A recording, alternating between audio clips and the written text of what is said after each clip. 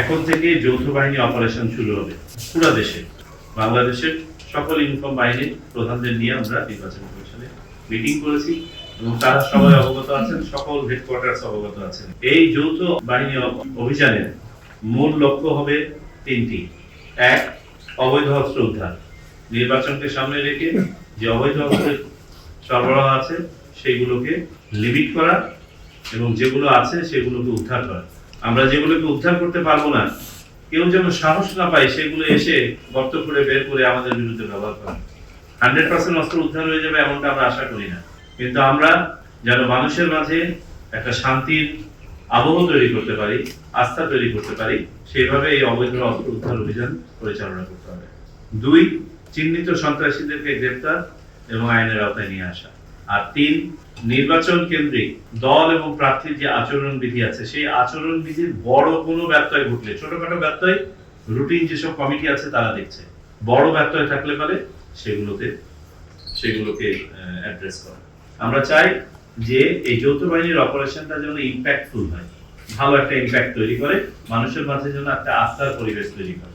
আইন শৃঙ্খলা বাহিনীর কারণ কোনো বাহিনীর হয়তো কোনো সীমাবদ্ধতা থাকতে পারে, জনসংখ্যার ঘাটতি থাকতে পারে।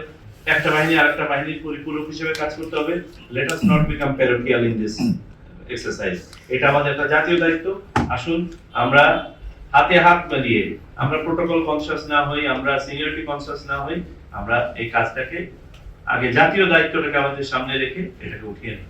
বন্ধু সেজে ফ্যাসিস্ট রেজিমের যেসব সময় যেসব সন্ত্রাসীরা ছিল তারা কেউ বিভিন্ন রাজনৈতিক দলের নেতা, প্রার্থী ইত্যাদির পাশে ভিড়ে যাচ্ছে। এবং সাম্প্রতিক সময় আমরা একটা বড় দুর্ঘটনা দেখলাম ঢাকায়, আমাদের শহীদ ওসমান হাদির হত্যাকাণ্ড।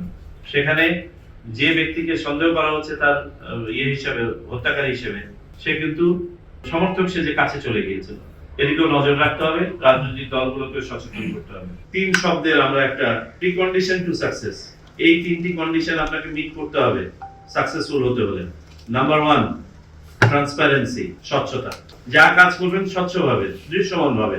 আপনি আইনের আওতায় কাজ করছেন, আপনি একটা নির্দলীয় নিরপেক্ষ সরকারের অধীনে কাজ করছেন, নিরপেক্ষ নির্বাচন কমিশনের অধীনে কাজ করছেন। এই নির্বাচন কমিশন থেকে কাউকে কোনো ধরনের অপকর্ম করার নির্দেশনা দেওয়া হবে না, সোজাও না, ইনিয়ে বিনিয়েও না, বাঁকা করেও না। আর যদি নির্বাচন কমিশনের নাম ভাঙিয়ে কেউ আপনাকে কোনো একটা কিছু বলে, ধরে নেবেন এটা মিথ্যা কথা, তাকে আগে অ্যারেস্ট করবেন। নিরাপত্তা পরিস্থিতি স্বাভাবিক রাখতে হলে এই প্রত্যেকটা বিষয় আমাদেরকে আমলে নিতে হবে এবং যথাযথ ব্যবস্থা নিতে হবে। অস্ত্র, মাদক, সন্ত্রাসী ইত্যাদি পরিবহন, সঞ্চালন, এগুলো সব যাতায়াত কমে যাবে। সবসময় স্ট্যাটিক চেক পয়েন্ট না, মোবাইল চেক পয়েন্ট। আজকে এখানে হচ্ছে, কালকে এখানে, 2 ঘন্টা আগে এখানে ছিল, এখানে, যেন প্যাটার্নও বুঝতে না পারে। ওসমান হাদি হত্যাকাণ্ডের পরে আমাদের একটা সোল সার্চিং করা, আমাদের চেক পয়েন্ট প্রোটোকলটা যদি আরো ভালো ইফেক্টিভ হতো, তাহলে তো কোথাও না কোথাও সে হয়তো আটকাতে পারলেও পারতো। অন্ততপক্ষে সে যেভাবে ফ্রিলি পালিয়ে গেছে বলে ধারণা করা হচ্ছে সেভাবে তো পালাতে পারতো না। তো কেউ যদি দুঃসাহস দেখায় এত কিছুর পরে কোনো সন্ত্রাসী কর্মকাণ্ড করার, নাশকতা করার, সে যেন পালাতে না পারে। আপনাদের সব বাহিনীর কিন্তু স্ব গোয়েন্দাই আছে, পাশাপাশি আমাদের ন্যাশনাল গোয়েন্দা এজেন্সি আছে, ডিজিএফআই আছে, এনএসআই আছে।